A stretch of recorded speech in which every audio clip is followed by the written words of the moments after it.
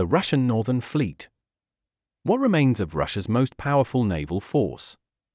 How many ships and submarines are left, and what is their actual condition? How and why has Russia effectively lost its entire fleet? Hello, dear viewers. In this second part of our naval review, we will conduct a detailed analysis of the current state of the Russian Northern Fleet. Important, if you haven't seen the first part regarding the Pacific Fleet, we highly recommend starting there before continuing with this video. You can find the link in the description below.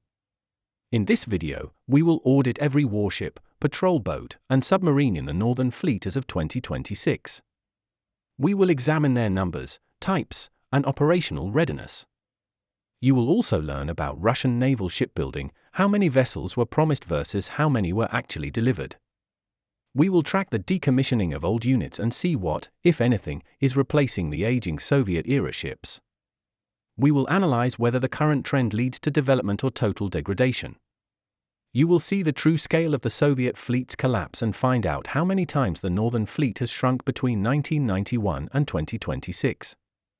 We will also discuss the 5 to 10-year outlook.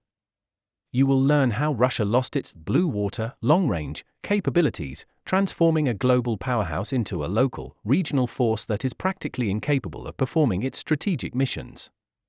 We will also examine how the Russia-Ukraine war and international sanctions have crippled Russian industry and maintenance. We'll show the devastating impact of breaking cooperation with Ukraine. Without Ukrainian expertise, the Russian military found itself unable to build or maintain almost all of its large and medium-sized vessels. We will highlight Ukraine's decisive role in the degradation of the Russian Navy, a direct consequence of the invasion. Now, let us begin our analysis. Since the Soviet era, the Northern Fleet has been the most powerful of all Soviet naval forces. In 1991, Russia inherited this massive legacy. Today, it remains the most powerful among Russia's fleets, but it has undergone a period of massive downsizing. Let's look at what it has become by 2026. We will compare the might of the 1991 Soviet Northern Fleet with what remains today. The Russian Northern Fleet is the largest and most heavily armed. Along with the Pacific Fleet, it is considered a global-level force because it includes first-rank capital ships capable of independent operations in distant maritime zones, essentially anywhere in the world's oceans. But what is the reality of these ships? Let's find out. Following our previous methodology, we will start with the largest vessels and move down to the smaller ones. The largest ship in the Northern Fleet is the aircraft carrier Admiral of the Fleet of the Soviet Union Kuznetsov. It is a Project 1143.5 heavy aircraft carrying cruiser of the Gorshkov-class. Until 2017, it was the flagship of the fleet and remains Russia's only aircraft carrier. Formally, it stays on the books in 2026, while officials tell tall tales about its refit. In reality, judging by the state of this repair, the ship will never put to sea again. It is destined for the scrap heap. Judge for yourself. After the collapse of the USSR, Russia effectively stole this ship from Ukraine. In 1991, the carrier belonged to Ukraine under the succession agreements, which stated that all military hardware stationed in former Soviet republics became their property. Think about it, after the USSR fell, nobody challenged Russia's right to its fleet or those nuclear subs. They were on Russian soil, so they legally became Russian property. It's the exact same story with this aircraft carrier. The only difference? It was docked in Ukraine. Since the carrier was in Ukraine and built in the Ukrainian city of Mykolaiv, it was legally Ukrainian property. However, Russia decided to seize it. The ship was essentially hijacked when the Ukrainian crew members were ashore, leaving mostly ethnic Russian sailors on board. It was a covert operation. For reasons unknown, the Ukrainian authorities at the time did not contest this or demand its return. As a result, the carrier joined the Russian Northern Fleet. But soon, the financial crisis and industrial decay set in. Russia could not maintain its large ships, especially aircraft carriers, without Ukraine. Consequently, Russia was left with only one carrier, the Admiral Kuznetsov. Today, we can state a definitive fact: Russia has lost its only aircraft carrier for good. This resulted from the full-scale war against Ukraine and the subsequent international sanctions. The Kuznetsov relied on a Ukrainian-made propulsion system and a vast array of other Ukrainian components. Without access to these parts, Russia simply cannot maintain or operate the ship. The carrier was launched in 1985 and is fundamentally obsolete. Despite various refits, it remains a relic of the past. Look at these photos, they perfectly illustrate the ship's condition. These are the covers for the missile silos. Beyond its aircraft, the carrier also packs heavy armament, including anti-ship and surface-to-air missiles. But look inside at the control systems. This equipment is ancient, straight out of the Soviet era. By 2026, it is not just old, it is a museum piece. The ship might have limped along for a while longer, but the war and the severance of ties with Ukraine ended those prospects. Russia's inability to repair the vessel independently has turned it into a permanent fixture at the pier, one that will never return to service. It is destined to be scrapped. The decline became undeniable in 2016 during a mission in the Mediterranean off the coast of Syria. The ship's propulsion system failed, emitting black smoke so thick it could be seen from space. NASA satellite imagery, now on your screen, captured this clearly. The carrier tried to sail back to Murmansk under its own power, smoking like an old steam engine, but eventually lost all propulsion. It had to be towed to the naval base by tugboats. The vessel required an immediate replacement of its power plant. However, these units were only manufactured in Ukraine. Following Russia's hybrid war in 2014, all military cooperation between the two nations ceased. Russian industry tried to initiate repairs, but a major problem emerged: Russia didn't even have a dry dock large enough. During the Soviet era, such facilities were located only in Ukraine. The Kremlin repeatedly claimed the refit was on track, likely hoping that a quick conquest of Ukraine would secure the necessary engines and shipyards in Mykolaiv. But the 2022 invasion failed. Russia was defeated in the south and pushed back across the Dnipro River. The dream of seizing Mykolaiv vanished. Once Russian officials realized they would never get a new Ukrainian propulsion system, and couldn't build one themselves, the deadlines for the ship's return began to shift. First 2021, then 2022, 2023, and finally 2025. During this so-called repair, the ship was nearly destroyed multiple times. In 2018, due to the lack of a proper facility, they attempted to use the PD-50 floating dock, originally designed for submarines. The 39-year-old dock, built in Sweden for the USSR, was already in a state of decay. It couldn't handle the massive weight of the carrier, broke in half, and sank. The accident caused casualties and sent a 50-ton crane crashing through the Kuznetsov's deck, piercing several compartments. The loss of the PD-50 was a catastrophic blow to Russian shipbuilding. Since Russia never built such docks on its own territory, there was nothing to replace it with. The pride of the fleet was left damaged, dockless, and technologically dead. Since no other dry docks capable of housing the carrier existed, the decision was made to modernize the facilities at the 35th Ship Repair Plant. The plan was for the admiral of the fleet of the Soviet Union Kuznetsov to be docked in 2021. However, the facility wasn't ready until 2022, and the ship only entered the dock in February 2023. Take a look at this dock on your screen. As the photos clearly show, Russia did not have a functional dry dock. Instead, they simply dug a massive pit on the shipyard's territory. They dragged the carrier into this giant hole, sealed it with a makeshift dam, and pumped out the water. This is the reality of a Russian modern dry dock. In fact, it would make an excellent location for a museum. Keeping such an obsolete ship afloat is dangerous, it could sink at any moment. But in this dry state, it could last for years without the risk of flooding. It would serve as a perfect monument to Russia's loss of its last aircraft carrier and its transition from a global naval power to a regional one. Whether they scrap it for metal or turn it into a tourist attraction remains to be seen, as selling this ancient scrap metal is unlikely. However, even before it was dragged into this pit, they tried to repair it while afloat, and nearly burned it to the ground. On December 12, 2019, a massive fire broke out on the vessel during welding. A spark ignited fuel that had leaked into the bilge. The fire raged for nearly 24 hours, resulting in more casualties and severe damage. The contractor estimated the damage at 500 million rubles, roughly $8 million at the time. 3 years later, on December 22, 2022, another high-complexity fire broke out during repairs. While there were no reported casualties this time, the phrase high-complexity fire speaks for itself. The ship was being destroyed by technical incompetence even before reaching the front lines. The final blow came in September 2024. OSINT researchers reported that a significant portion of the ship's 1,500-man crew had been sent to the war in Ukraine.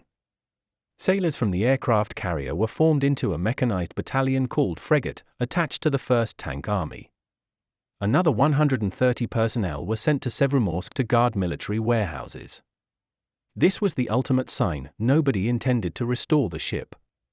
The crew was disbanded, and the mission was abandoned. The era of the Russian aircraft carrier was officially over.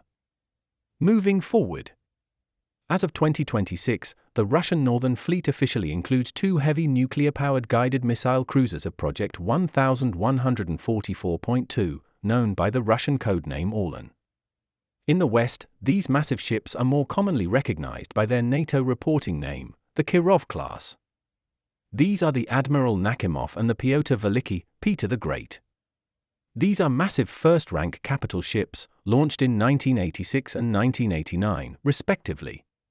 This means we are looking at Soviet-era cruisers that have either exhausted their operational lifespan or are rapidly approaching that limit. They are significantly outdated, both in terms of their onboard electronics and their overall combat capabilities. Their electronic warfare and sensor suites are effectively obsolete. Consider the facts: the design for the Orlan-class was developed back in the 1960s. The heart of the ship is a nuclear propulsion system consisting of 2 reactors with a combined thermal capacity of 342 megawatts. These power units were originally based on Soviet nuclear icebreakers. The cruisers are also equipped with 2 auxiliary boilers. On these boilers alone, the ship can reach a speed of 17 knots with a range of 1,000 miles. However, on nuclear power, the speed increases to 32 knots, about 60 kilometers per hour, with virtually unlimited range. On paper, the armament is formidable. The ship carries over 100 anti-aircraft missiles, ranging from long to short range, along with 20 launchers for cruise missiles. It also features heavy artillery and anti-submarine weaponry. In short, it is a gargantuan vessel with a wide array of weapons. Much like the carrier, these weapon systems and their fire control computers are relics of the past. With a displacement of up to 26,000 tons, these are the largest cruisers ever built for the Soviet and Russian navies. Their construction began in 1973, meaning they were built using the industrial base of the 1960s. While some systems were later modernized, the majority of the onboard equipment remains original. These are ancient ships with combat capabilities to match. Out of the 4 cruisers of this class ever built, the Kirov, Admiral Lazarev, Admiral Nakhimov, and Pyotr Velikiy, the first 2 have already been decommissioned and scrapped. Only the latter 2 remain on the balance sheet of the Northern Fleet today. In reality, the Russian Navy has only 1 such Soviet cruiser at its disposal. The other, the Admiral Nakhimov, has been undergoing repairs since 1999. As of 2026, it has been in the shipyard for 27 years. To put that in perspective, the Soviet Union built the entire ship in just 3 years. Modern Russia has been trying to repair it for nearly 30. Whether this refit will ever be completed remains a mystery. For decades, delivery deadlines have been constantly shifted. Initially, they aimed for a return to service in the early 2000s. By 2008, they had only managed to unload the spent nuclear fuel. In 2012, it was revealed that after 13 years, the Ministry of Defense had only completed preliminary design work on the ship's future appearance. They spent over a decade just deciding how the ship should look. It was clear even then that the cruiser was being sidelined indefinitely. In 2013, a new contract was signed with the Sevmash shipyard. The new target was 2018. But by 2016, the deadline slipped to 2020. When 2020 arrived, the Navy pushed it to 2021, promising trials would lead to a 2023 delivery. By 2021, a new repair plan appeared, moving the finish line to 2022. Yet, no trials began. In 2023, officials claimed the cruiser would return to active duty by 2024. This was a physical impossibility, as the ship hadn't even been launched for sea trials, which typically last 2 to 3 years. That same year, it was announced that the cost of the refit had doubled, exceeding 200 billion rubles, roughly $2 billion at the time. The costs were skyrocketing, but the ship remained a hollow shell. By November 2024, the completion date was pushed back indefinitely once again. In January 2025, they reportedly started the nuclear reactor, but this did not mean the repair was finished. Finally, on August 18, 2025, the cruiser left for sea trials, after 26 years of waiting. However, success is far from guaranteed. A ship launched in 1986 is fundamentally obsolete. No matter how many upgrades you install, the hull and core structural elements are 40 years old, reaching the absolute limit of their design lifespan. Even if the Nakhimov is eventually handed over to the fleet, it will be in a state of structural exhaustion.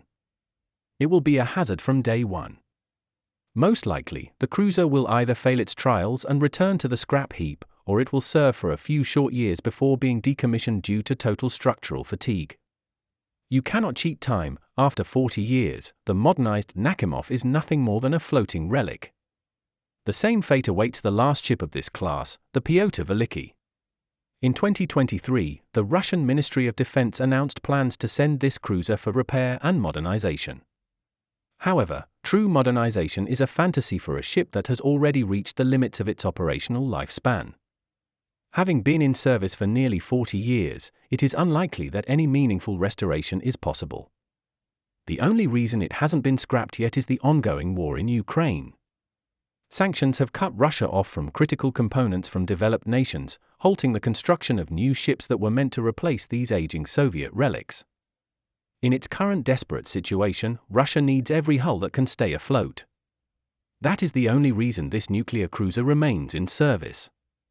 This situation highlights a critical reality: the largest ships of the Northern Fleet are obsolete, and Russia has nothing to replace them with. The primary reason for these endless repairs is a fundamental technological failure. While the reactors generate heat to create steam, that steam must drive massive gas turbines. During the Soviet era, the sole manufacturer of these large turbines was Ukraine, specifically the state enterprise Sovremenny-class. This monopoly continued after the collapse of the USSR. Following Russia's invasion of Ukraine, all cooperation was severed, leaving Russia's largest warships without the turbines and components essential for their propulsion systems. Without Ukraine, these ships cannot be properly maintained.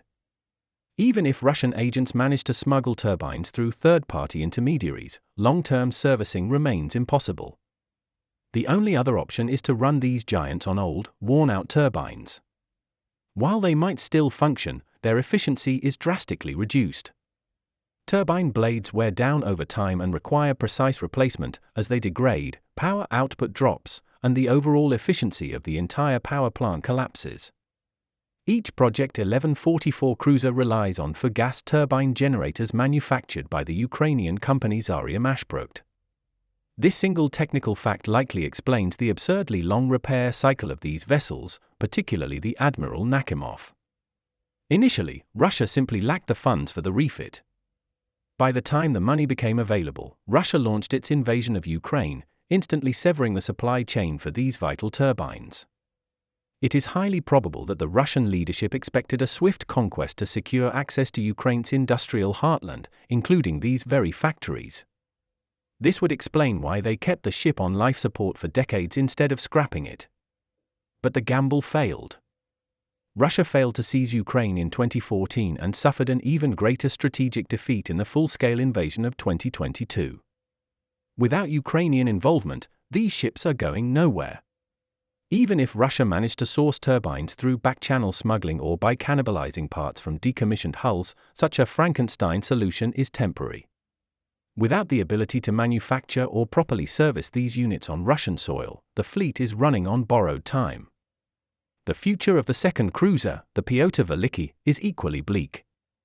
If the Nakhimov ever does limp back into service, the Pyotr Velikiy, which hasn't seen an upgrade since 1989, will likely be sent for its own modernization. But in reality, that repair will probably never happen. Without Ukrainian turbines, the project is dead on arrival. The most likely outcome is that the ship will be decommissioned, moved to a layup pier, and eventually sold for scrap. Consequently, within the next few years, the Russian Northern Fleet is poised to lose its entire fleet of nuclear-powered cruisers. Furthermore, our analysis confirms that neither vessel has undergone a comprehensive overhaul. They have received only superficial repairs and partial updates. At their core, these ships still run on Soviet electronics and hardware from the 1960s and 70s. They are, in essence, ancient floating scrap metal. Lacking modern digital systems, sensor suites, and electronic warfare capabilities, these cruisers are utterly incapable of surviving, let alone performing, in a modern high-intensity naval conflict. A perfect example of this reality is the guided missile cruiser Moskva, a Project 1164 Atlant-class vessel, known to NATO as the Slava-class. Although these cruisers were designed slightly later than the nuclear-powered Orlan-class, their development still began in 1973. Consequently, they were built upon the same 1960s-era Soviet industrial foundation. The Moskva itself was launched in 1979, meaning its core systems and electronics were relics of that same period. Unlike the nuclear giants, the Moskva actually underwent a comprehensive modernization just before the 2022 invasion of Ukraine. It was fitted with what Russia considered modern equipment and systems. However, modern by Russian standards has long been primitive compared to the developed world.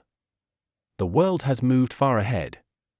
Today's advanced warships are built with cutting-edge innovative technologies, featuring full computerization, advanced sensor fusion, and the integration of artificial intelligence.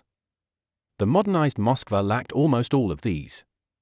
Russian industry has degraded to such an extent that it is no longer capable of producing world-class high-tech goods. It lags decades behind developed nations and even many developing ones.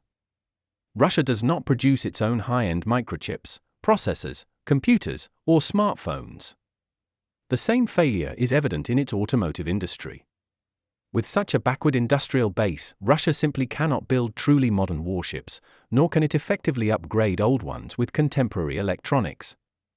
Since developed nations refuse to sell military-grade hardware to Russia, the Kremlin is forced to rely on commercial-grade electronics smuggled or imported through third parties.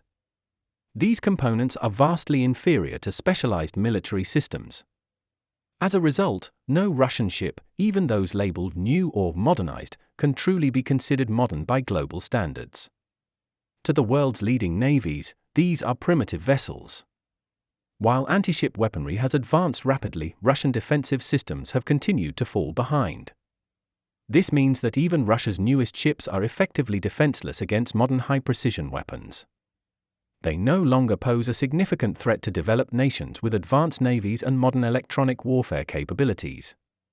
The Russia-Ukraine war provides a stark illustration of this technological gap.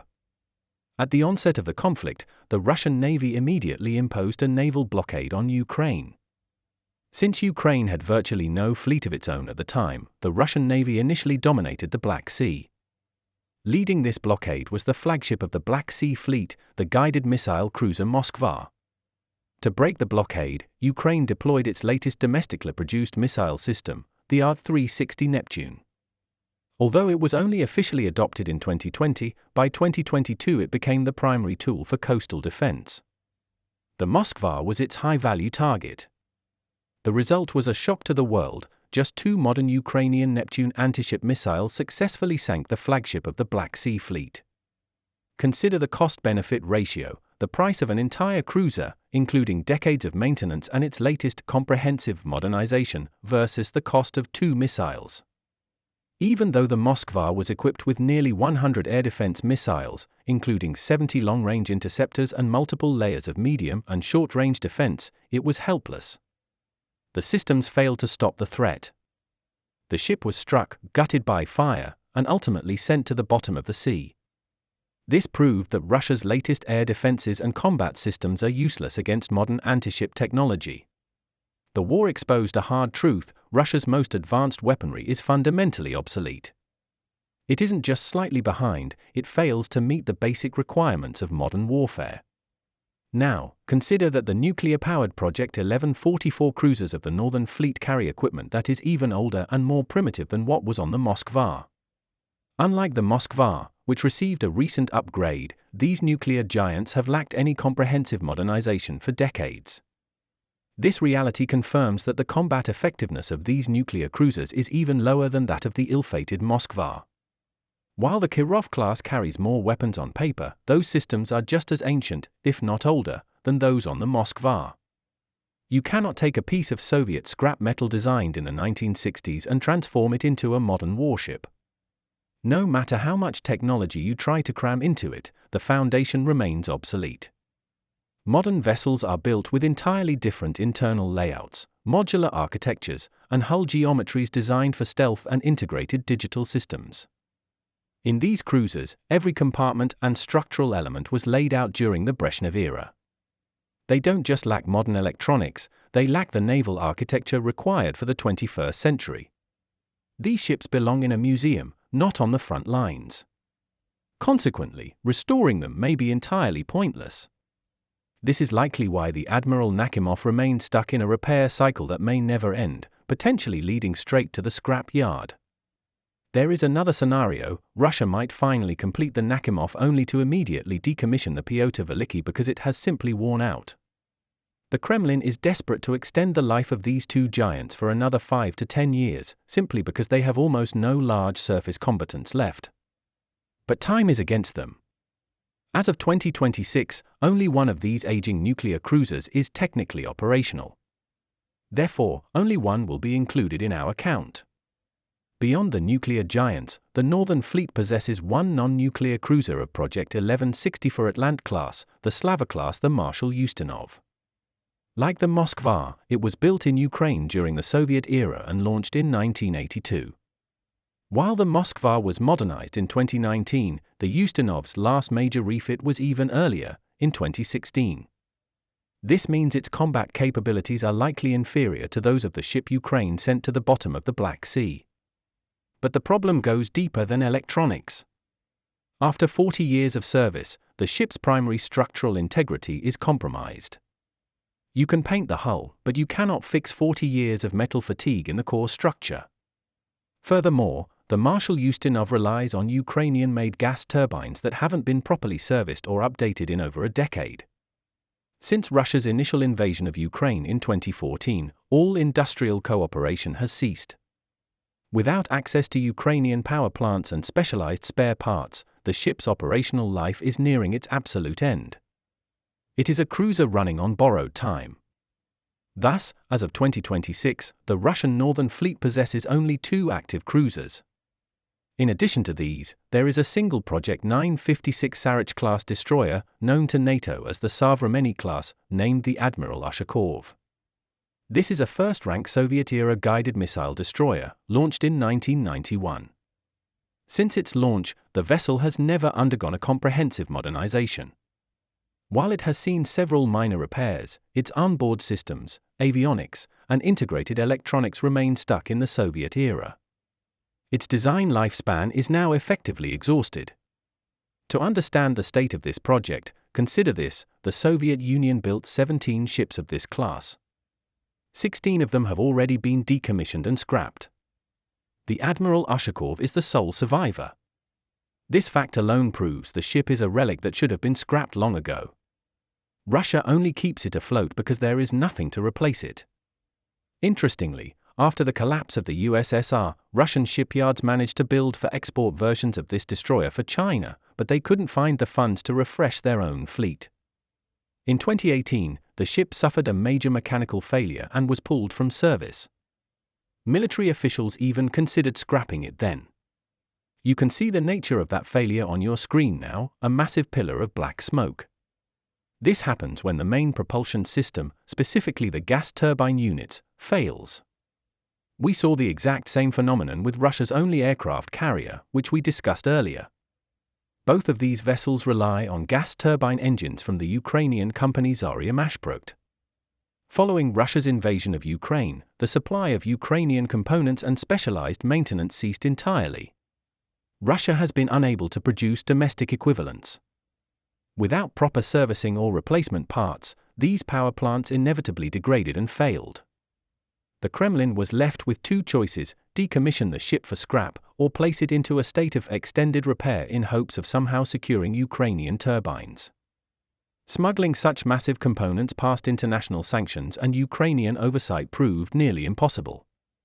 The only remaining solution was to cannibalize worn-out turbines from decommissioned sister ships.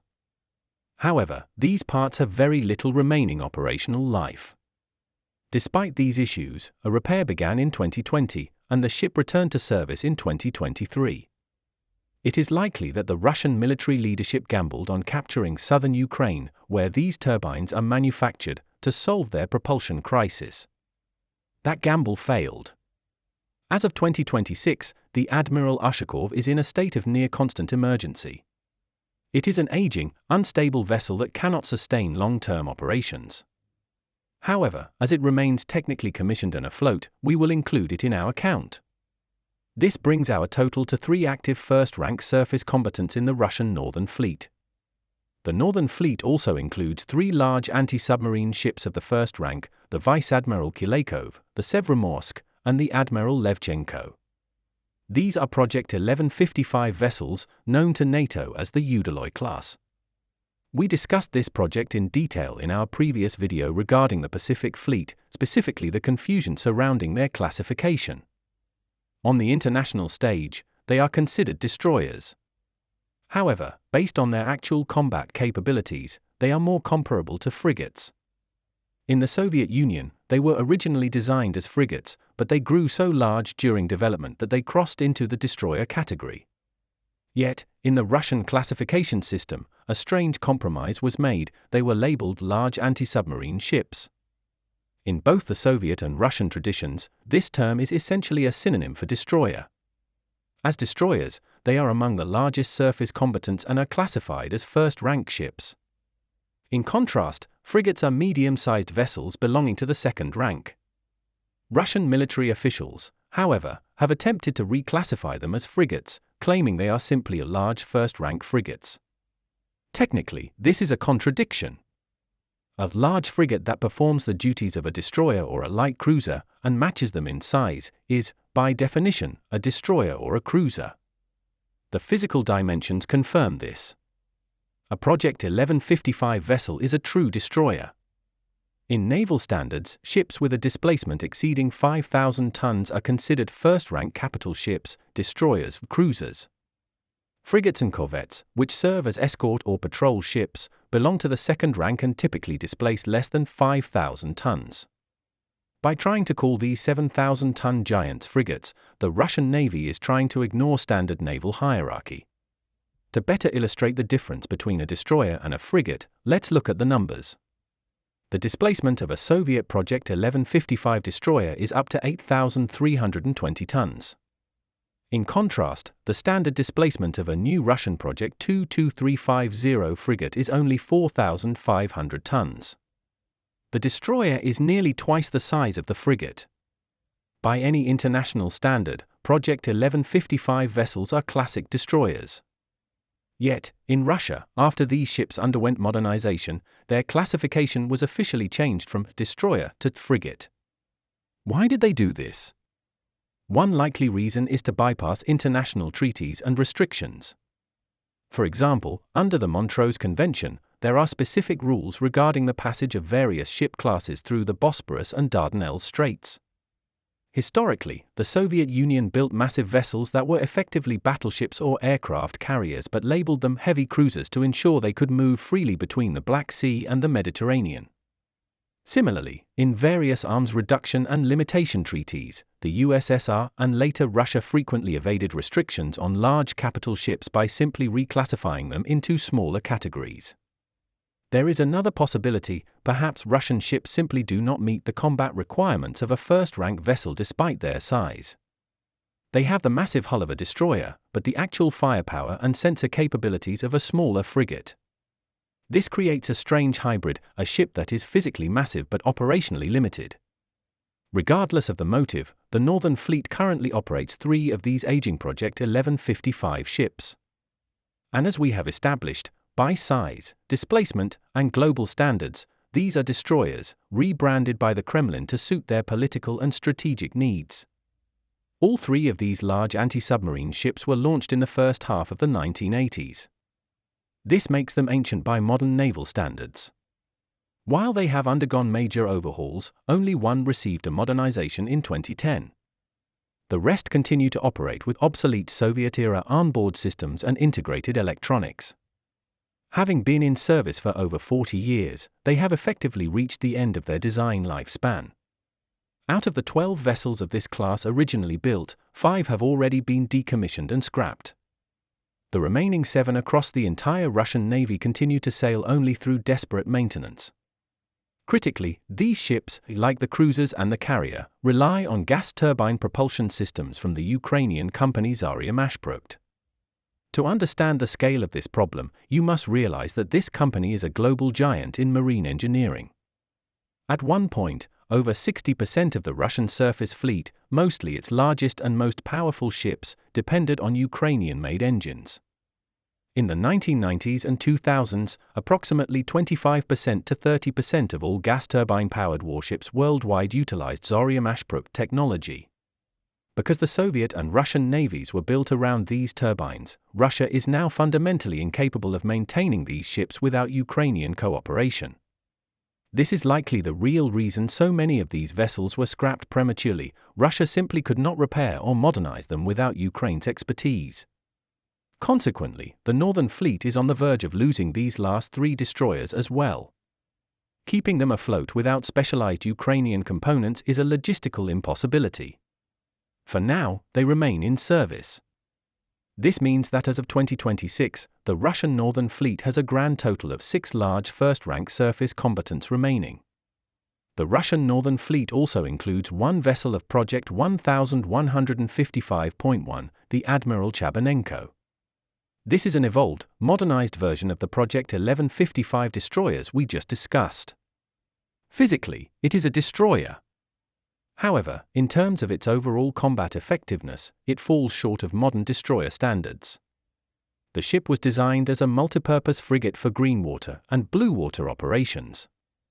By adding anti-ship missile systems to a vessel originally built for anti-submarine warfare, the line between a destroyer and a missile cruiser became blurred. With the ability to engage both submarines and surface ships, the Chabanenko theoretically possesses the profile of a cruiser. Its massive displacement certainly places it in the first rank.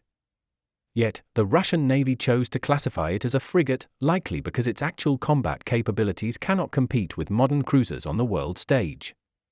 This lone ship has been plagued by issues and may soon face decommissioning. Its history tells the story. Construction began under the Soviet Union as a destroyer, but it was only launched in 1992, after the USSR had collapsed. Completion was delayed for years as Russia attempted to modernize it with additional missile armament. It wasn't officially commissioned until 1999. Because its primary focus remains anti-submarine warfare, and its missile loadout is significantly inferior to that of true missile cruisers, the Russian military settled on the frigate label. Despite this, it remains a first-rank ship due to its sheer size. It is a massive hull with an identity crisis, too large to be a frigate, but too limited in its onboard systems and integrated electronics to be a true modern cruiser. Even though the Admiral Chabanenko theoretically had a significant remaining service life, its future is bleak for one simple reason: its Ukrainian-made power plant. Technically, this is the 7th first-rank ship of the Northern Fleet, but it is impossible to include it in our active count. In reality, it has been stuck in a state of disassembly for over 12 years, and it is highly unlikely to ever return to service. The ship was sent for repair and modernization in 2014, with an expected return within 2 or 3 years. However, following Russia's initial invasion of Ukraine that same year, all supplies of critical components were cut off. The entire modernization program ground to a halt. The core issue isn't just the weapons or the integrated electronics, it's the inability to service the Sovremenny gas turbines. These units require regular maintenance and specialized replacement parts to function. Without them, the ship is a dead weight. For years, the Kremlin pushed back delivery dates, likely gambling on a successful conquest of Ukraine to regain access to the turbine factories in Mykolaiv. During the full-scale invasion in 2022, Russian forces attempted to blockade and capture the city, reaching its very outskirts. But after suffering a series of crushing defeats and being forced to retreat from the right bank of the Dnipro River, the prospect of seizing Mykolaiv vanished. With the hope of capturing the factories gone, the Russian military lost its only path to repairing the ship. Statements about a return in 2025 or 2026 turned into fairy tales. Finally, in August 2025, the Russian Ministry of Defense admitted that the Chabanenko's return had been postponed indefinitely. Russia's failure to develop domestic equivalents for these turbines means this ship will likely never sail again. If it is ever launched, it will be a short-lived attempt on worn-out equipment. The same fate awaits the three other Project 1155 destroyers we discussed. Without Ukraine, their operational life is over. As of 2026, the Admiral Chabanenko has been in the shipyard for 12 years and remains unavailable for combat duty. Therefore, we exclude it from our final tally. The Russian Northern Fleet is left with only 6 large first-rank surface combatants. Actually, the number is even lower, only 5 large surface combatants remain. Just as this review was being prepared, fresh information arrived regarding a further reduction of the Northern Fleet. On December 6, 2025, the destroyer Admiral Ushakov, the last of the Project 956 Sarich-class, was officially decommissioned and sent for scrap. This is the very same ship that suffered a total propulsion failure in 2018. Russia spent 5 years on its repair and modernization. After much fanfare from military officials, the ship reportedly returned to sea in 2023. Yet, it couldn't even survive 2 years of service before being sent to the scrap heap.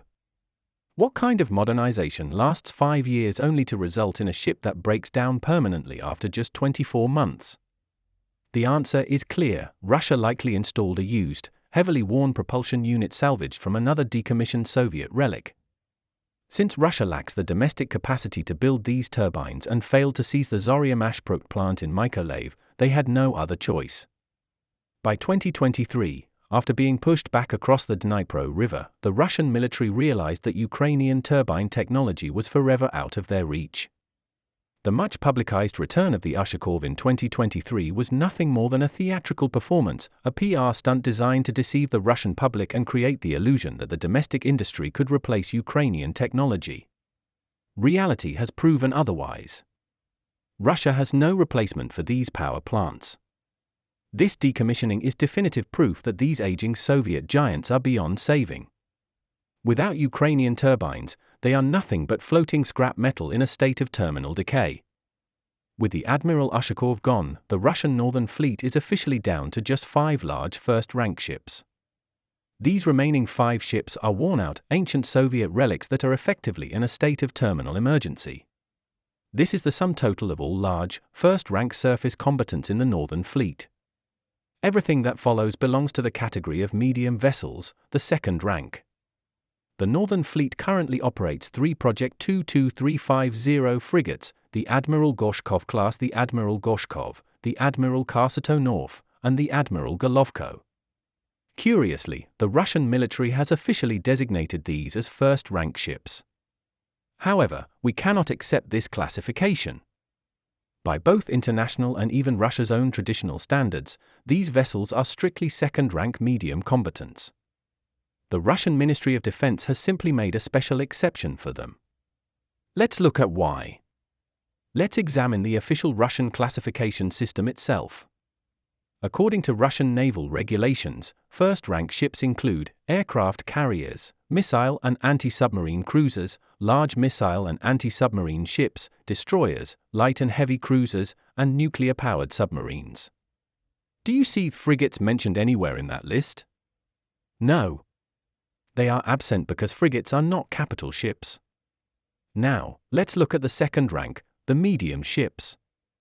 This category explicitly includes large and medium diesel-electric submarines, frigates, ocean-going patrol ships, and large landing ships. Here, it is stated directly, frigates are classified as medium, second-rank vessels. By artificially elevating these three ships to the first rank, the Kremlin is trying to mask the total disappearance of its actual destroyer and cruiser force. Why did the Russian military classify these Project 22350 frigates as first-rank capital ships? Their likely argument is that these vessels carry enough armament to operate in the blue water zone, the open ocean. However, this logic is flawed. By the Russian Navy's own internal definitions, all frigates and corvettes are categorized as patrol ships. The regulations explicitly state, and I quote, all ocean-going patrol ships belong to the second rank. This means that even by Russia's own rules, a frigate capable of operating in the open ocean is the textbook definition of a second-rank medium combatant. The same applies to the physical size of the vessel. Traditionally, ships with a displacement exceeding 5,000 tons are considered first rank. The maximum, full, displacement of the Admiral Gorshkov-class is 5,400 tons. On paper, this might seem to justify a first-rank status. But there is a catch, and likely another deliberate error by the Russian military. Full displacement is a measure of the ship at its absolute maximum load. Vessels do not operate in this state under normal conditions. This weight is reached only in extreme scenarios, such as in the Arctic, where tons of ice can accumulate on the superstructure, or during emergency evacuations when the ship is packed with extra cargo and personnel. Operating at maximum displacement is essentially operating in an overloaded state, which is unsustainable for long periods. The true industry standard for classifying a ship is its standard displacement. For the Admiral Gorshkov-class, the standard displacement is only 4,500 tons, well below the 5,000-ton threshold. Therefore, by both weight and regulation, this ship is a classic second-rank vessel. To put this into perspective, let's compare it to the Project 1155 destroyers we discussed earlier. Their standard displacement is 7,000 tons, with a full displacement of up to 7,620 tons. These destroyers, the smallest of the first-rank capital ships, are more than 50% larger than Russia's new frigates. Above them are cruisers and aircraft carriers, which are larger still. The facts are clear, the Project 22350 frigates do not have the mass or the stature of first-rank ships. They are typical medium-sized vessels. In our analysis, we will categorize them as second-rank, reflecting their true operational reality. But this leaves us with one question: why is Russia so desperate to call them first-rank? There is likely one more reason behind this rebranding.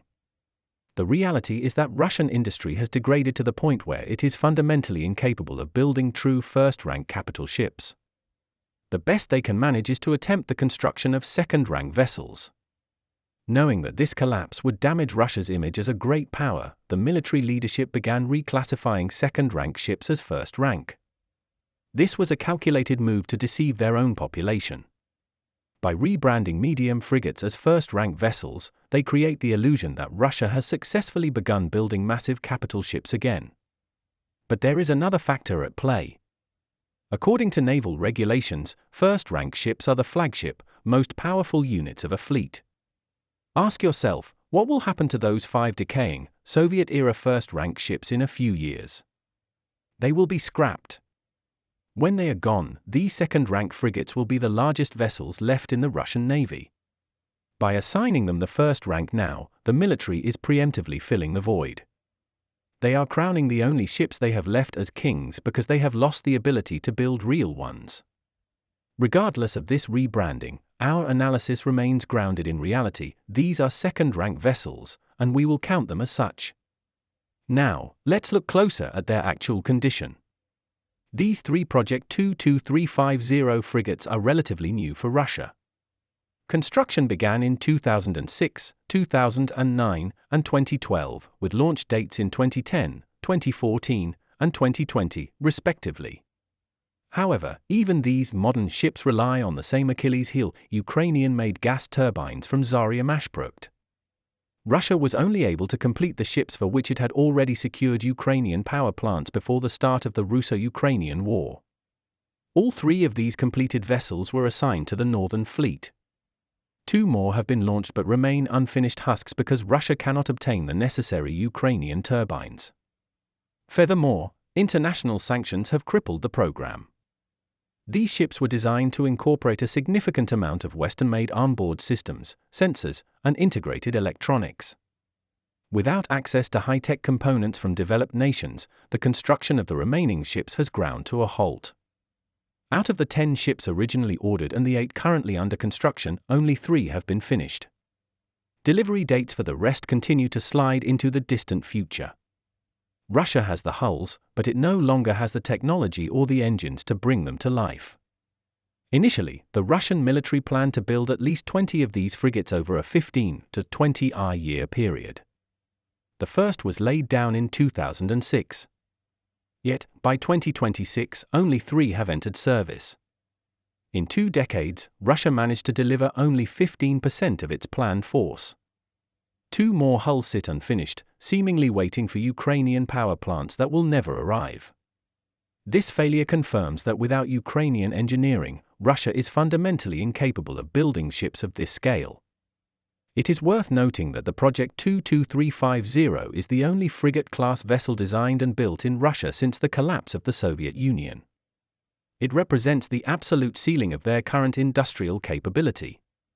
While they managed to master the construction of medium second-rank vessels, the era of first-rank capital ships is over for Russia. Since 1991, not a single true first-rank combatant has been built. To understand the massive gap in capability, let's look at the displacement.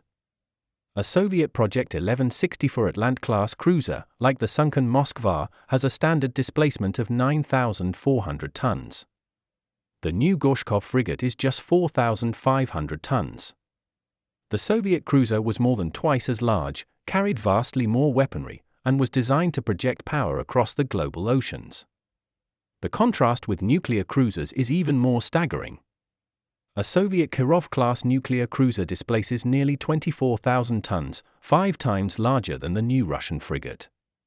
Even the Project 1155.1 destroyers, like the Admiral Chabanenko, are 1.5 times the size of these frigates. The facts are undeniable: post-Soviet Russian industry has degraded. It can no longer produce the massive hulls required for global dominance. The Kremlin is attempting to replace heavy Soviet giants with smaller, medium-sized frigates. But a smaller ship means fewer weapons, shorter endurance, and limited sensor arrays. Their combat effectiveness is a fraction of what the old Soviet Navy once possessed. This is how Russia is transitioning from a blue-water, global navy to a regional and local force. Small ships simply cannot perform the strategic tasks of first-rank capital ships. The disastrous experience of the Russian Black Sea Fleet has already proven this. Let's look at an example. At the start of the 2022 invasion, the flagship of the Black Sea Fleet, the supposedly unsinkable cruiser Moskva, spearheaded the naval blockade of Ukraine. Carrying a vast array of long-range air defense missiles, it provided a protective umbrella for the entire fleet against Ukrainian aircraft and missiles. Under its cover, smaller vessels were able to operate close to the Ukrainian coast. However, the moment the Moskva was sent to the bottom, the Russian fleet lost its aerial shield. Without that protection, the entire fleet was forced to retreat. The blockade collapsed. Soon after, Russian ships became prey to Ukrainian sea drones and missiles. The retreat continued, first from Sevastopol to Feodosia, and then eventually all the way to Novorossiysk in the easternmost part of the Black Sea. The destruction of a single first-rank cruiser effectively paralyzed an entire fleet. This is a vivid example of which ships truly matter in modern naval warfare. By replacing these massive Soviet giants with smaller, medium-sized vessels, the Russian Navy is suffering a permanent loss in combat effectiveness. The small Project 22350 frigate simply cannot project the same power or provide the level of defense that the larger Soviet cruisers and destroyers once did. Furthermore, we must face the reality that even these newer ships cannot operate for long without Ukrainian components for their propulsion systems. The fate of these frigates is just as grim as the ships they were meant to replace. Once the last of the aging Soviet first-rank vessels are scrapped, these medium-sized second-rank frigates will become the largest ships in the Northern Fleet. But without access to Ukrainian gas turbines, even they will eventually become immobile. The degradation of the Russian defense industry, coupled with the disastrous invasion of Ukraine, has led to a total systemic collapse of the Navy. Sanctions have halted the construction of even medium second-rank ships, and the ability to build large first-rank combatants has been lost entirely. The numbers speak for themselves. Between 1991 and 2026, the Russian Navy has not commissioned a single new cruiser, aircraft carrier, or destroyer. Russian industry is now trapped in the minor leagues, capable only of producing frigates and corvettes while its global ambitions sink. Our analysis confirms a devastating reality: every single large first-rank vessel, whether Soviet or Russian, relies on Ukrainian propulsion systems and components. Russian industry has failed to produce domestic alternatives. This means these ships are on a countdown to extinction. They face a future of mechanical failure, followed by permanent docking and ultimately, the scrapyard. Russia has already effectively lost its fleet of capital ships. Those that remain afloat are no longer capable of executing modern combat missions. Within the next few years, Russia's fleet of large warships will cease to exist entirely. By 2026, they have lost their combat effectiveness. Soon, they will lose the hulls themselves. The Soviet relics will be scrapped, and even the 3 modern frigates will eventually grind to a halt without Ukrainian parts and expertise. As of 2026, the Russian Northern Fleet consists of just 5 ancient Soviet first-rank vessels. All of them are in a state of emergency, technologically obsolete, and physically decaying. These 5 ships represent the entirety of Russia's blue water power projection. Every other combat vessel in the fleet is second rank or lower, designed only for coastal defense and convoy escort. The Northern Fleet has officially transitioned from a global maritime force to a regional, local one. And this loss appears to be permanent. To restore its former status, Russia would need to build dozens of new first-rank capital ships, a feat its industry is fundamentally incapable of achieving in 2026 or in the decades to come. The industry has degraded, and the economy is in a tailspin due to the war against Ukraine and the resulting international sanctions. It is clear, the invasion of Ukraine was the beginning of the end for the Russian Navy. Had Russia chosen peace, it could have continued to build its fleet using Ukrainian turbines and global cooperation. Instead, the war acted as a catalyst for industrial suicide. The status of the Northern Fleet, once hailed as Russia's most powerful and well-armed naval force, serves as a stark epitaph for the Kremlin's maritime ambitions. It is a fleet that has, for all intents and purposes, already been lost. In addition to the 3 Admiral Gorshkov-class frigates, the Russian Northern Fleet possesses one more second-rank vessel, the Project 23550 multipurpose patrol ship, the Ivan Papanin. With a displacement of up to 8,500 tons, this massive ship is physically larger than many destroyers. One might wonder why the Russian military didn't claim it as a first-rank capital ship. The answer is simple: it is effectively an icebreaker, not a warship.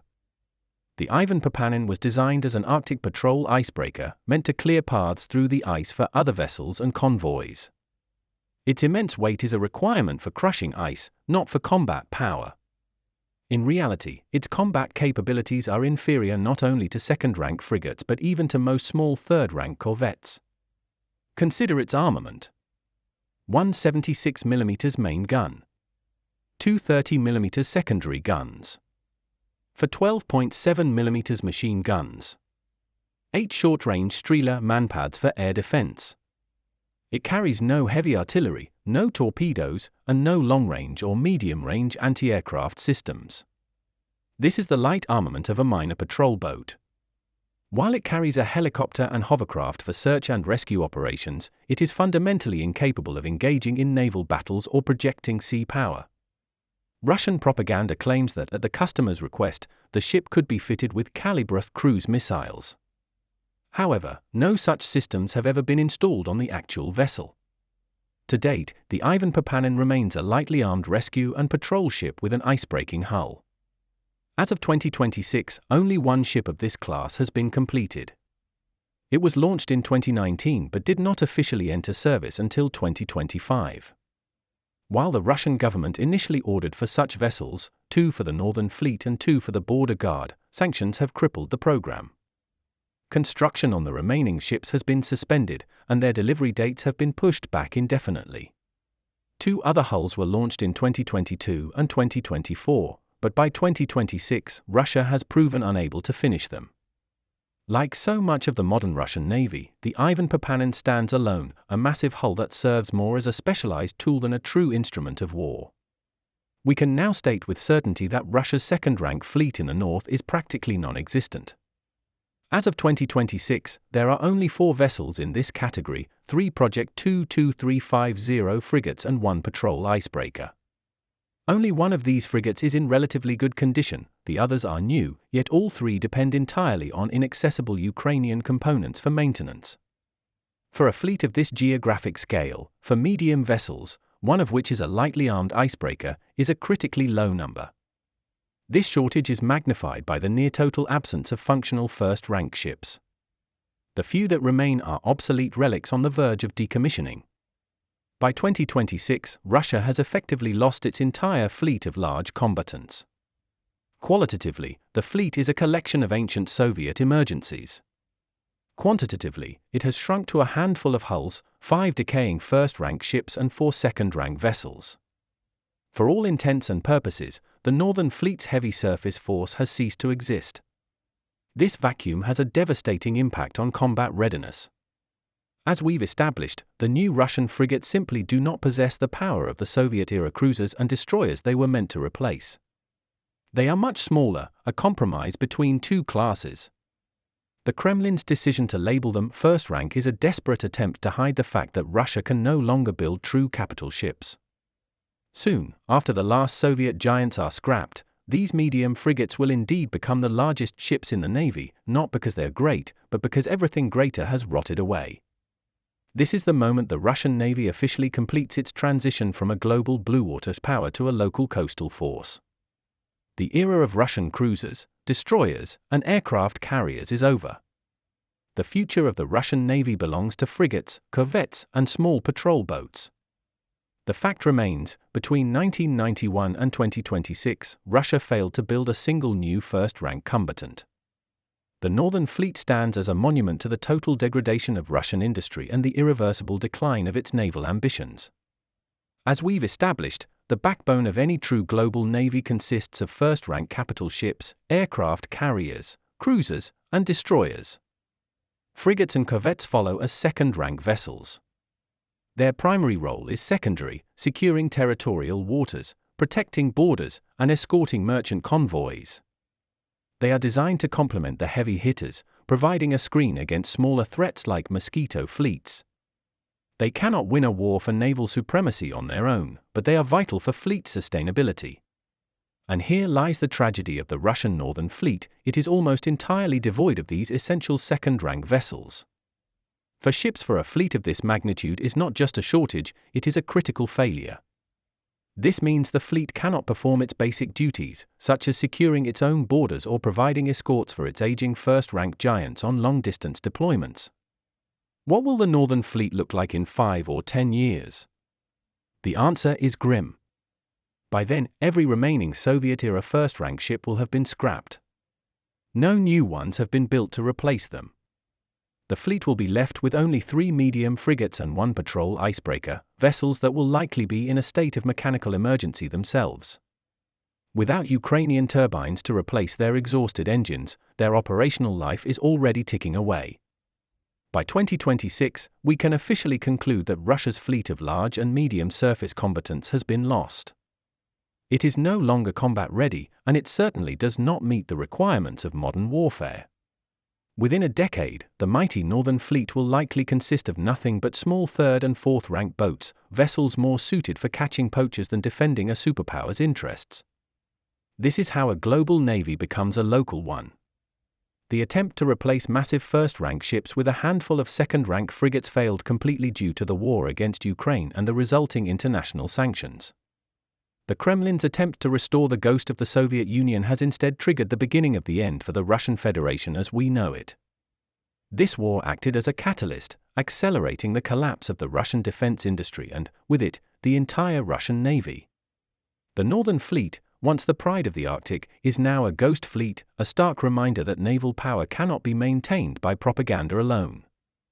Within 5 to 10 years, once the first and second rank vessels are gone, the Russian Northern Fleet will be reduced to nothing more than small third-rank ships and fourth-rank patrol boats. Let's analyze what remains of this coastal force. For the protection of its immediate coastal waters, the Northern Fleet currently operates 5 small anti-submarine ships of Project 1124, Albatros-class. These are third-rank vessels, and every single one of them is a Soviet relic. Only one was completed after the collapse of the USSR, back in 1993. As you can imagine, they are ancient and rely on obsolete Soviet-era electronics. None of these ships have undergone any significant modernization. The situation is identical for the small missile ships. The fleet operates only one vessel of Project 1234, known in Russia as the Ovid, designated by NATO as the Nanuchka-class. Launched in 1988, it has never been modernized. In total, this leaves the Northern Fleet with just 6 aging Soviet small combatants. As for newer additions, the fleet has received only one modern vessel in this category, the minesweeper Afanasy Ivanikov. Launched in 2024 and commissioned in 2025, it is a Project 12700, Alexandrik-class, base minesweeper. While officially classified as a combat ship, its role is highly specialized. It is not designed for naval battles, anti-submarine warfare, or protecting territorial borders. Its sole purpose is mine clearance, and occasionally, mine laying. Effectively, this is more of a support vessel than a frontline fighter. It cannot engage enemy ships or submarines. Therefore, if we look at ships capable of actual coastal defense, the count remains at just 6 obsolete Soviet units and 1 specialized support minesweeper. This concludes the list of combat vessels for the Greenwater or coastal zone. What remains are only small boats and craft, the fourth-rank vessels. Our analysis proves that every third-rank ship in the Russian Northern Fleet is functionally and technologically obsolete. Within 5 to 10 years at most, all of them will be decommissioned and sold for scrap. Even if new minesweepers enter service, they cannot secure borders or engage in combat on their own. Meanwhile, the 3 second-rank frigates, if they aren't already retired, will be immobilized or in a state of emergency due to the lack of engine replacements. The result is a total degradation of the Russian Navy. In the case of the Northern Fleet, this collapse has effectively already happened. Most of these Soviet-era ships should have been decommissioned decades ago. They are kept afloat for one reason only: there is nothing to replace them. Russia will keep these hulls on its official registry as long as they don't sink, simply to maintain the illusion of a fleet. But this floating scrap metal cannot sail forever. Without new construction, the inevitable retirement of these ships will leave a vacuum. This is the definition of total degradation. The Russian Navy is not just shrinking, it is disappearing. What was once a global force is now a collection of rusting relics, waiting for the scrapyard because the industry that built them is dead, and the country that claims them has lost the ability to innovate. Russia had high hopes for its new corvettes, specifically the Project 20380 Steregushchiy-class, and its upgraded version, Project 20385 Gremyashchiy-class. On paper, they are the same ship, with the latter featuring enhanced missile capabilities. But here, too, reality has failed the propaganda. Construction began in 2001. By 2026, one might expect a massive fleet of these literal combatants. Yet, in 25 years, Russia has commissioned only 10 such ships, 9 of the Steregushchiy type and just 1 Gremyashchiy. Crucially, not a single one of them was assigned to the Northern Fleet. They were dispatched to the Pacific, Baltic, and Black Sea fleets, where the situation was even more desperate than in the north. Half of the entire series, 5 ships, ended up in the Pacific Fleet. The timeline tells the story of industrial failure. Most of these vessels were built before or shortly after the initial invasion of Ukraine in 2014. Why? Because Russia was able to secure turbines and engines from Ukraine's Sovremenny-class and high-end German MTU diesel engines before international sanctions slammed the door shut. Once sanctions were imposed, production ground to a halt. The Project 20385 series, designed to be the teeth of the coastal fleet, was crippled because Russia could no longer import the German engines it relied upon. Domestic import substitution has proven too slow and unreliable to save the program. At this rate, Russia has lost its ability to maintain even a basic coastal defense force. It cannot replace its first-rank giants, its second-rank frigates, or even its third-rank corvettes. This is the definition of total industrial degradation. Why did a project that started so strongly in the early 2000s suddenly collapse? The answer, once again, lies in Ukraine. These ships were designed in the 1990s and built in the early 2000s as symbols of a new Russia and products for export. But their hearts, their engines and power plants, were Ukrainian. By declaring war on the very nation that provided the engines for its fleet, Russia effectively scuttled its own naval future. The 2014 invasion of Ukraine marked the definitive end of Russian naval development. Ukraine refused to supply turbines and components to the aggressor, creating a catastrophic void.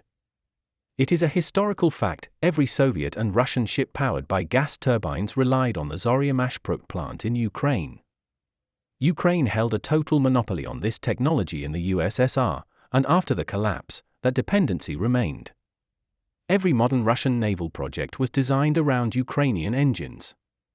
Consequently, the rupture with Ukraine didn't just stop new construction, it made it impossible to service the existing fleet. Nearly all large Soviet and Russian combatants are powered by these specific gas turbine units. The invasion of Ukraine was, in essence, a suicidal blow to the Russian Navy. A perfect example is the Project 20386, the Mercury-class corvette. The lead ship, originally named Decay, was intended to be the pinnacle of Russian naval engineering. It was designed to be much larger than its predecessors and featured advanced stealth technology, aimed at being Russia's first low-observable combatant of this class. Look at this comparison, on the left, a standard Project 20380 corvette. On the right, the Project 20386 Decay. You can see the significant increase in size. Construction began in 2016, but the project immediately stalled and was ultimately abandoned. Why? Because Ukraine refused to supply the gas turbines. Russia tried to push forward with construction anyway, likely gambling on a swift military conquest of Ukraine to seize the factories by force. But the full-scale invasion of 2022 failed. With the Russian army repelled, the military industry was left permanently cut off from its lifeblood. The stealth future of the Russian Navy died on the slipway because the Kremlin started a war with its own engine supplier. In 2023, the state news agency TASS, citing sources within the defense industry, confirmed that all work on the Project 20386 corvette had been terminated. The entire program for these advanced corvettes was officially closed. The reason? A total lack of propulsion units caused by the severance of ties with Ukraine. The ship was designed to use a high-tech hybrid power plant, the M90FR. While Russia claimed it as its own, the core components were developed and manufactured by Ukraine's Sovremenny-class. For over a decade, Russia attempted an import substitution to replace these Ukrainian parts, but every effort ended in failure. Facing a dead end, the Russian military was forced to abandon the project. Their official excuse was that the ship would be redesigned into a simpler version with a more primitive engine. In reality, this situation exposed a humiliating truth: Russian industry is incapable of building or even maintaining ships with gas turbine power plants without Ukraine. By invading Ukraine, Russia didn't just start a war, it effectively cut the throat of its own navy. The Russo-Ukrainian War has placed a massive, final exclamation point on the decline of the Russian fleet. Within the next 5 to 10 years, all major Russian combatants will either be scrapped or left to rot in an inoperable state.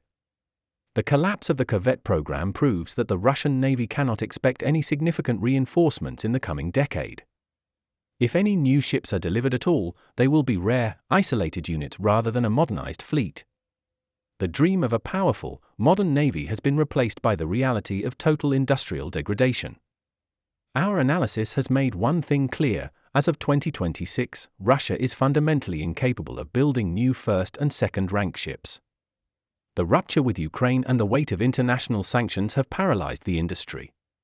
Furthermore, without Ukrainian components, the existing fleet is on a timer. Is this development or degradation? The facts scream total degradation. The situation is just as dire for the third and fourth rank vessels. No new small missile or artillery ships are entering the fleet, their production has virtually ceased. The only new third-rank vessels are the Alexandric-class minesweepers, of which the Northern Fleet has exactly one. When we look at the fourth rank, the smallest craft, such as cutters and patrol boats, the picture is equally grim. The fleet still operates an ancient Soviet artillery boat of Project 1400M, Zuk-class. It was built in Ukraine in 1981. It is over 40 years old, technologically obsolete, and has long outlived its intended service life. It is floating scrap metal, yet it remains on the active roster simply because there is no replacement. For modern additions, the Northern Fleet has 5 Project 21980, Grachanok-class, special-purpose boats. 4 were launched between 2016 and 2017, and 1 in 2024. They are intended for base security and border patrol. However, their primary weapon is a 14.5mm machine gun mounted on the forward deck with manual controls. In modern naval warfare, weapons are controlled via joysticks from inside an armored cabin, using automated fire control systems and ballistic computers that compensate for the ship's motion even in heavy seas. In these new Russian boats, the gunner must stand exposed on the open deck in all weather conditions, calculating aim manually while remaining a sitting duck for any return fire. These primitive design choices prove that these vessels are modern in name only. Watch for yourself how this cutting-edge Russian technology actually operates. This is a Grachanok-class boat from the Pacific Fleet. Just look at how difficult it is for the gunner to operate this machine gun manually. Hitting a target with any precision is nearly impossible, and the effective range is minimal because the boat is constantly tossing on the waves. Now, imagine trying to return fire in rough seas, or during a torrential downpour, or in the middle of a blinding winter blizzard with gale-force winds. How is the gunner supposed to function under those conditions? The answer is, he can't. This is precisely why these boats cannot be called modern. Without a stabilized, remote-controlled weapon station, this vessel is a relic of a bygone era, regardless of when its hull was launched. The reality of Russian shipbuilding is simply the replacement of old, obsolete boats with new obsolete boats. While the hulls may be recently launched, the technology remains decades behind. These vessels cannot be called modern. It is crucial to note that these are not missile or artillery boats. They are incapable of engaging an enemy fleet or repelling a naval attack. Their role is limited to base security, anti-poaching, and basic border patrol. With their primary armament being a single 14.5mm machine gun, they are effectively police boats, not warships. The Russian Navy has almost entirely lost its fleet of dedicated missile and artillery cutters. No modern replacements have entered service. As the last Soviet-era combat boats are scrapped, the industry has proven unable to provide new ones with equivalent firepower. This means the combat readiness of the Northern Fleet has plummeted. There is simply no equipment left to perform offensive or defensive combat missions. Furthermore, the sheer lack of numbers is staggering. We aren't talking about dozens or hundreds of patrol craft. We are talking about just 6 boats for the entire Northern Fleet. This is not just a shortage, it is a catastrophe. It is the clearest indicator yet of the total degradation of the Russian Northern Navy. As of 2026, the Northern Fleet small combat force ends with just 6 patrol boats. Beyond that, we move into the specialized and auxiliary vessels, minesweepers and landing ships, essentially the support and transport backbone of the fleet. Currently, the auxiliary fleet relies on 6 aging minesweepers. This includes one Project 12660, known in Russia as the Rubin-class and designated by NATO as the Gorshkov-class. There are also 5 Project 1265 vessels of the Yukon-class, which NATO refers to as the Sonya-class. All 6 were built in the 1980s or early 1990s. Born from Soviet-era programs, these vessels have been in service for 30 to 40 years. They are technologically obsolete and have long exceeded their operational lifespans.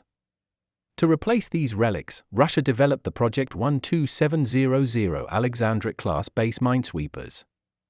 However, progress has been dismal. Only one vessel, the Afanasy Ivanikov, is currently in active service as of 2026. The construction of the remaining vessels has been plagued by constant delays. It is evident that building these ships under the weight of international sanctions has become a struggle for Russian shipyards. The original plan was to acquire 6 Alexandric-class ships to replace the 6 decaying Soviet units. Ordinarily, the older vessels would have been decommissioned as the new ones arrived. But due to the ongoing Russo-Ukrainian war and the slow pace of new deliveries, the Russian command has been forced to keep the old minesweepers afloat. They remain on the roster not because they are effective, but because the alternative is a total lack of mine-clearing capability. As of 2026, the Northern Fleet possesses only 7 minesweepers in total, 6 ancient Soviet relics and 1 new Russian vessel. But look closer at the details. Of these 7, only 1 is an oceanic minesweeper. The other 6, including the new Alexandric class, are base minesweepers. This distinction is critical. In naval hierarchy, oceanic minesweepers are third-rank ships, while base minesweepers are fourth-rank cutters, the smallest vessels in the fleet. This reveals a disturbing trend: Russia has no replacement for its retiring oceanic minesweepers. They are attempting to bridge the gap with smaller, less capable vessels. Why did the Russian military classify the new Alexandric class as a third-rank ship? Let's look at the numbers. The Soviet Project 12660 Rubin class has a displacement of 1,200 tons. This is a large, blue-water vessel capable of escorting strike groups into distant naval zones. In contrast, the Soviet Project 1265 Yukon class displaces only 460 tons, essentially a coastal cutter limited to territorial waters. The new Alexandric class sits in a strange middle ground. With a displacement of roughly 890 tons, it is too large to be a fourth-rank cutter, yet significantly smaller and less autonomous than the old Soviet oceanic types. By their own admission, Russian engineers designed the Alexandrit for green water or coastal defense. Essentially, Russia has created a ship that is physically oversized for a base minesweeper but combat ineffective as an oceanic one. By replacing oceanic vessels with base ones, the Navy is intentionally reducing its operational reach. It is the same pattern we see across the entire fleet, replacing large, capable warships with smaller, inferior units.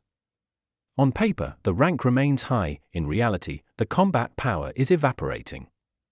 This is how a fleet loses its ability to operate on the global stage. Now, let's examine the state of the amphibious assault forces. The Northern Fleet currently operates only 3 large landing ships. 2 of them belong to Project 775, known as the Ropucha-class. These are second-rank vessels built in Poland for the Soviet Union between the early 1970s and 1991. Most ships of this type have long since become obsolete and were sent for scrap. The 2 units remaining in the Northern Fleet were launched in 1976 and 1977. They are nearly half a century old, technologically ancient and long overdue for retirement. They are essentially floating scrap metal, with only one of them having undergone a refit as far back as 2013. The only modern addition is the Project 11711 landing ship, the Ivan Gren. Launched in 2012, it is considered relatively new by Russian standards. With a standard displacement of 5,000 tons and a maximum of 6,600 tons, this vessel is classified as a first-rank major surface combatant. While the Ivan Gren looks impressive on paper, it represents a lonely attempt to modernize a fleet that still relies on Brezhnev-era relics to move troops and equipment.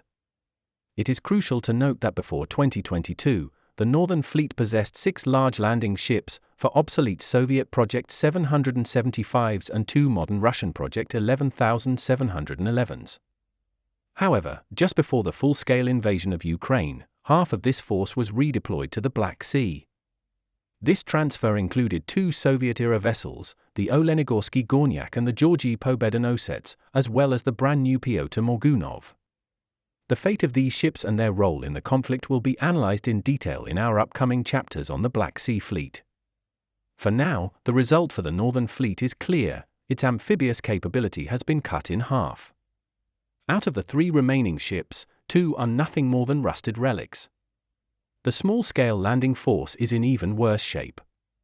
The Northern Fleet operates only 4 Project 1176 landing craft, known as the Ondatra-class, Russian, Akula. This is an ancient Soviet design from the 1960s. While production continued after the collapse of the USSR, the units currently in the North were launched between 1985 and 2005. The standard operational lifespan for Soviet and Russian vessels is typically 20 to 30 years. By those standards, most of these craft are already obsolete. In Russia, however, military commands often artificially extend the service life of these vessels through endless repairs. This leads to a dangerous reality: ships remain on active duty while being completely worn out and in a state of near emergency, simply because the industry failed to build their replacements on time. To summarize our findings for 2026, the Russian Northern Fleet currently operates only 5 first-rank major surface combatants, all of which are severely obsolete. Among the second-rank frigates, there are only 3 modern units and 1 new multi-role icebreaking patrol ship. The third-rank force consists of 6 aging Soviet vessels, 5 anti-submarine ships and 1 missile ship. In the fourth rank, the fleet possesses just 6 combat boats, 1 ancient Soviet artillery craft and 5 relatively new Nanuchka-class special-purpose boats. The minesweeping force is equally thin, with 6 obsolete units and only 1 modern vessel. As for landing and auxiliary forces, there are only 3 large landing ships. One is a modern first-rank vessel, while the other 2 are ancient second-rank relics, floating scrap metal from a bygone era. Finally, there are 4 fourth-rank landing craft, all Soviet-era survivors, only one of which hasn't technically exceeded its design lifespan. This is the complete list. This is the entire surface strength of the Russian Northern Fleet. The grand total is just 25 ships and 10 boats. Compared to the navies of the world's leading powers, this force is remarkably modest. Its backbone is composed of decaying Soviet-era hulls that should have been scrapped decades ago. They remain in service for one reason alone: the Russian industry has failed to produce anything to take their place. The facts lead to a single conclusion: the Northern Fleet is profoundly weak. It has almost no presence in the second, third, or fourth ranks. While 5 first-rank vessels remain on paper, most are in critical condition, and Russia has failed to produce anything to replace this floating Soviet scrap metal. As of 2026, we can state that the Northern Fleet has effectively ceased to exist as a strategic force. It is no longer capable of performing its primary missions, let alone achieving sea denial or superiority. When compared to the modern, high-tech navies of developed nations, the Russian surface fleet is a ghost. What awaits the Northern Fleet in the next 5 to 10 years? Consider this: most of the remaining 35 vessels are already decades past their prime. By 2026, they should have been decommissioned. They remain afloat only by miracle and necessity. But time is running out. Within the next decade, they will inevitably be scrapped. What will be left?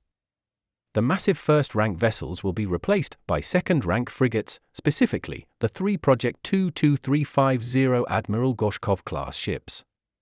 Although Russian propaganda reclassified them as first-rank, their displacement, class, and combat capabilities prove they are typical second-rank medium frigates.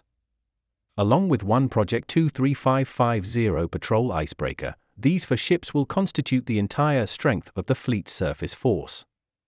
Any hope for the future rests on the Project 20380 Steregushchiy and Project 20385 Gremyashi corvettes.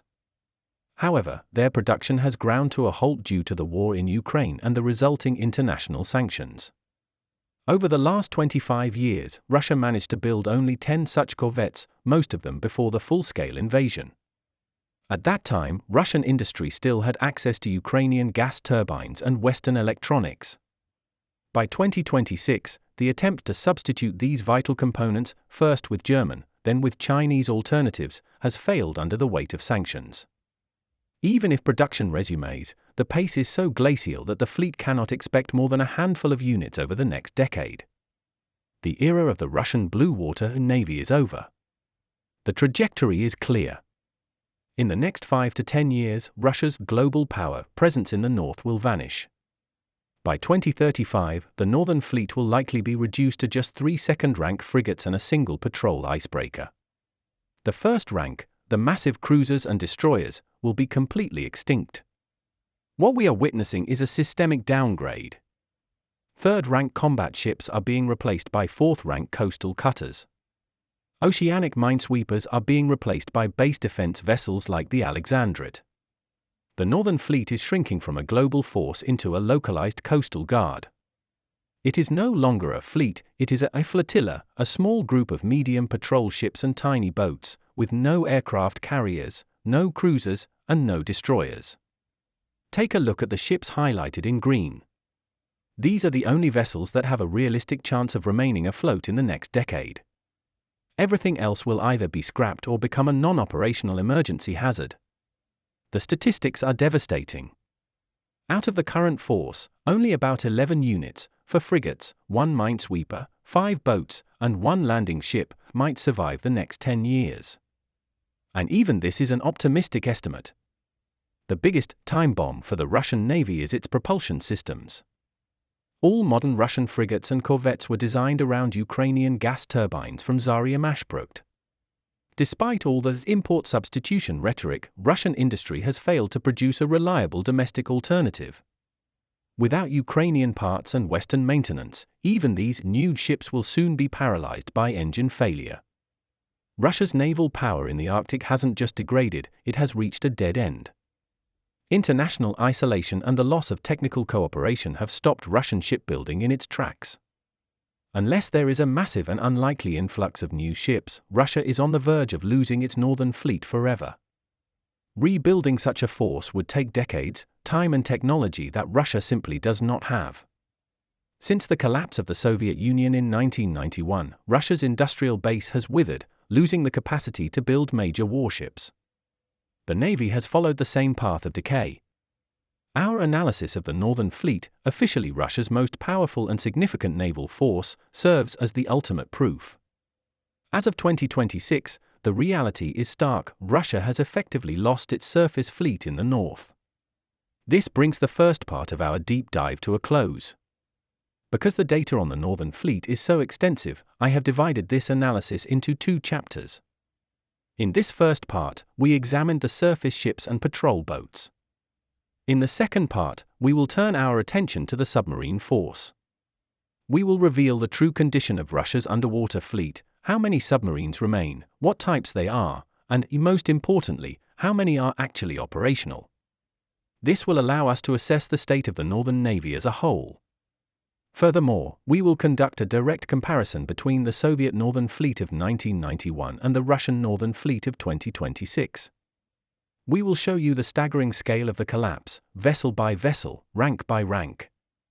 To truly illustrate the extent of this degradation, we will compare the current Russian Northern Fleet not against global powers like the UK or France, as the gap is now too vast to measure, but against the Royal Norwegian Navy. We will see who truly holds the advantage in quantity and quality in the Arctic waters. It will be a revealing comparison. The next part will be available immediately after this video, and you can find the link in the description below. That concludes today's episode. A special thank you to everyone who supports this channel. Your help makes this research possible. If you found this analysis insightful, please hit the like button, leave a comment, and subscribe for more deep dives into modern military reality. Thank you for watching.